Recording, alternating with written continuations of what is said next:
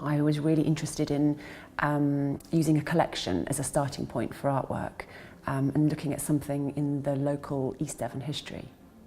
My main inspiration from the museum was the rock beer carpet, which was made in 1769.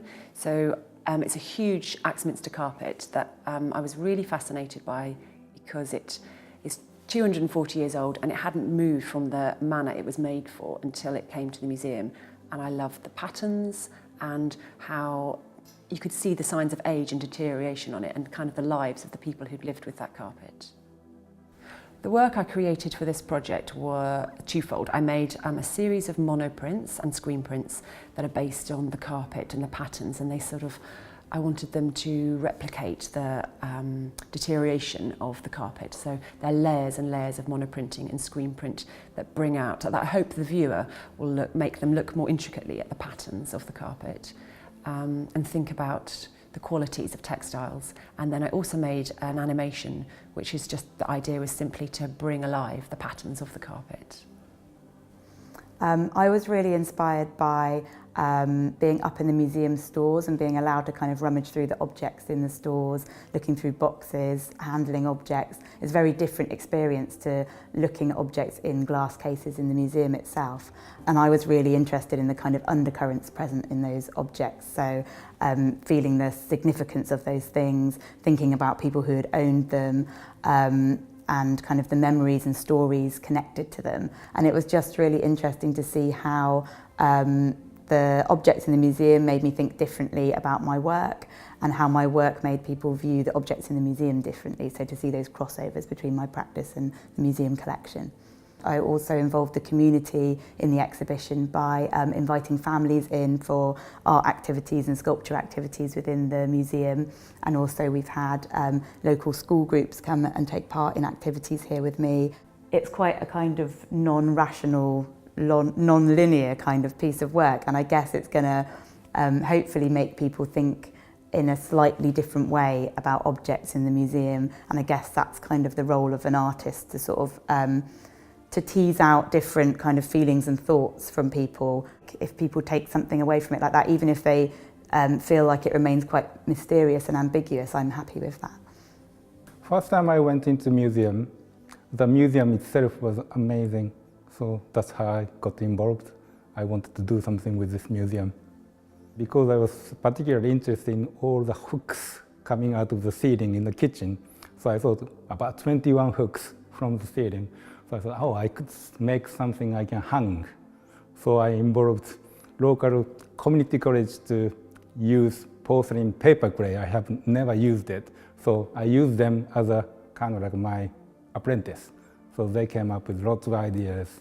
Then I got the inspiration from that. Then I made tableware sphere, and then all other hangings too.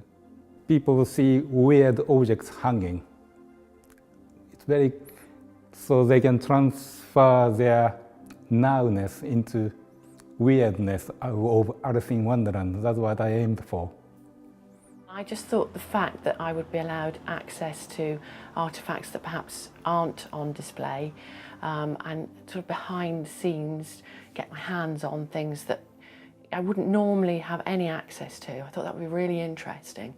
And also to have the freedom to explore things and add a bit more technology, play with things a bit more, I suppose. I was really inspired by the collection of documents that the museum hold. These documents go back hundreds of years, but they are held at the Heritage Centre in Taunton, and they contain stories, as I said, going back hundreds of years. So I thought it would be nice to bring them back to Axbridge and show people some of the things that are owned by the town. So I've made 2 paper cuts which illustrate the stories from the ancient manuscripts. They're made using a scalpel, cutting out designs onto locally made Somerset paper. Both of the artworks have a QR code in the centre. If you scan the QR code, it will take you to a recording of the original stories from the manuscripts.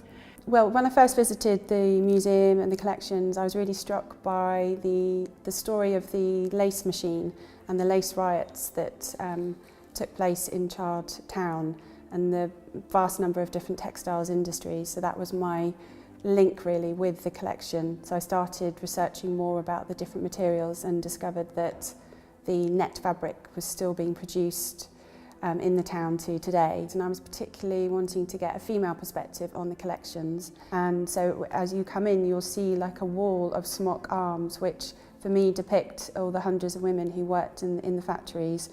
So, and certainly the almost their work attire was this kind of smocking, and so for me that's why I wanted to create these like hundreds of arms, that they are visible behind a facade of a building, but you might not know that they are there, and they have been working in these industries and almost become this machine themselves.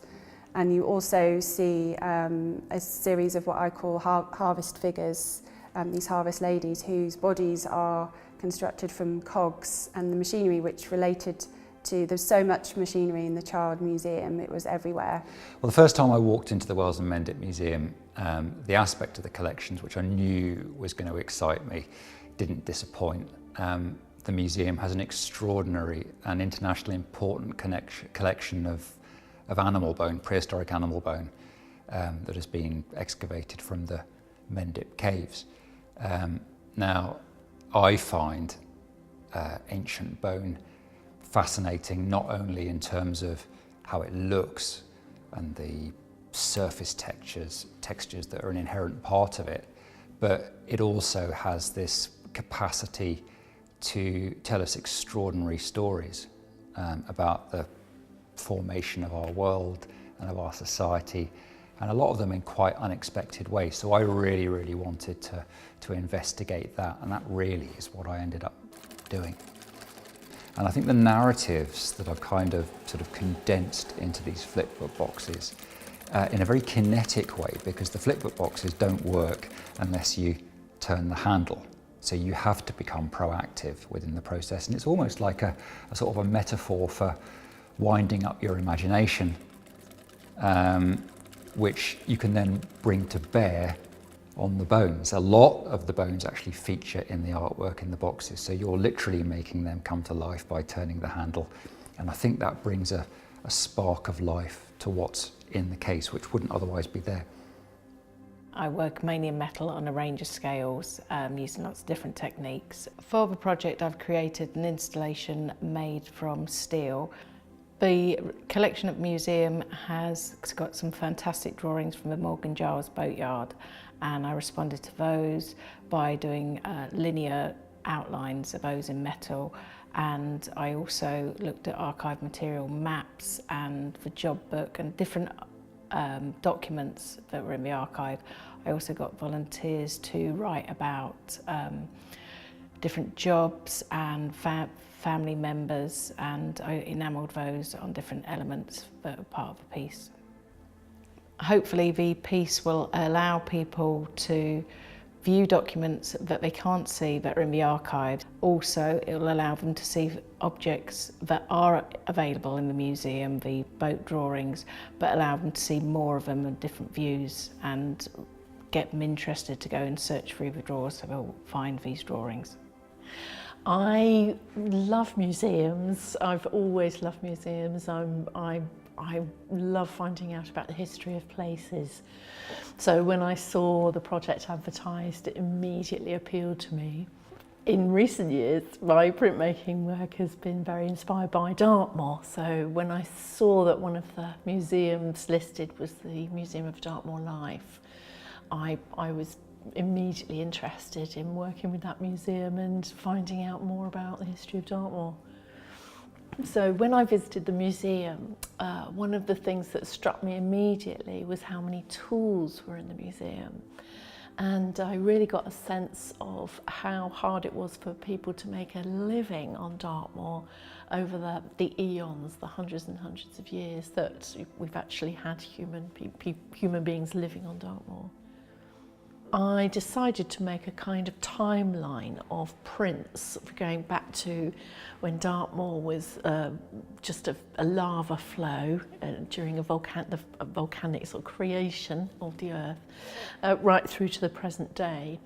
So I made 5 prints showing how the different industries and activities and lifestyles have changed the landscape. I wanted the public coming in to have a reason to take a closer look at the collection. So I created this object trail. So I asked the volunteer team, who have fantastic knowledge of the collection and of the history of the place, to select 20 objects which, in their opinion, had been key in changing the landscape of Dartmoor. And also I wanted to reference something that was changing Dartmoor now. So I asked one of the National Park rangers that question, and they told me actually it's recreational use, it's us walking on the moor, which is one of the things that's really changing the moor now. So I did some monoprinting workshops using walking boots, and we made different sort of prints using 3 different methods using walking boots, and had a lot of fun.